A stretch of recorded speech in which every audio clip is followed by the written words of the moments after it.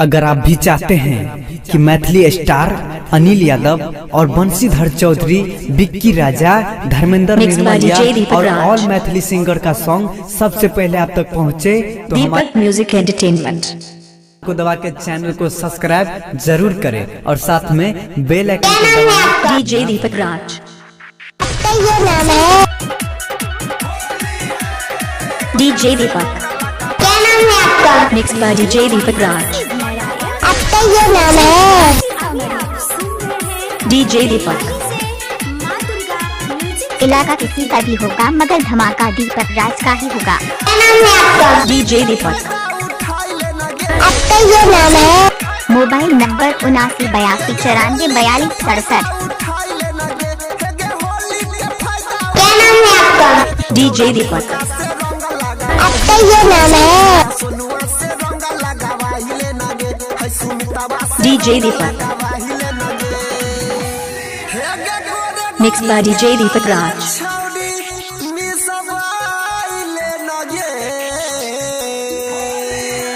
सिजोल Sijol सिजोल,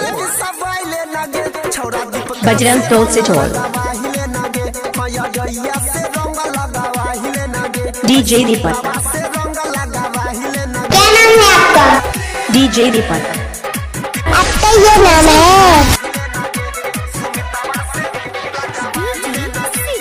mobile number 7982944267।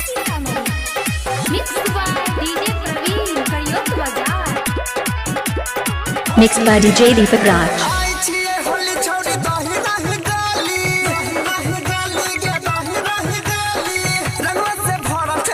घर कहाँ है?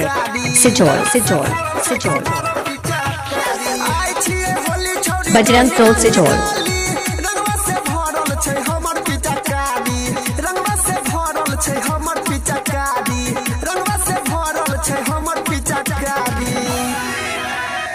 डीजे दीपक,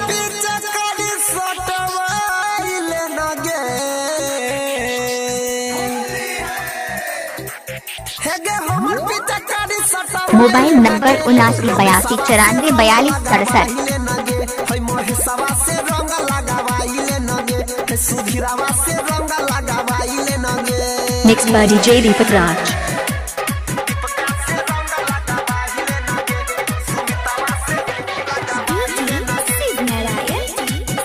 सिजोल सिजोल सिजोल,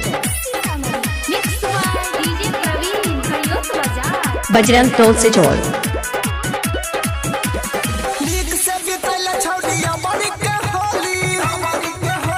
इलाका किसी का भी होगा मगर धमाका दीपक राज का ही होगा।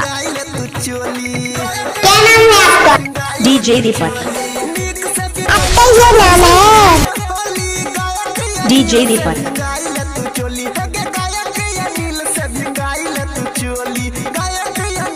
Mobile number 7982944267।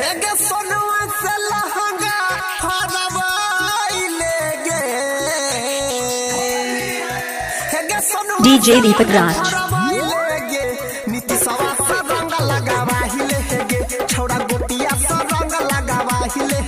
Bajrang Tol Sijol,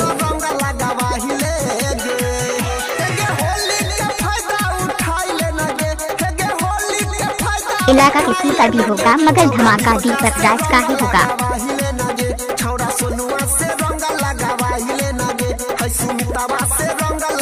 DJ दीपक,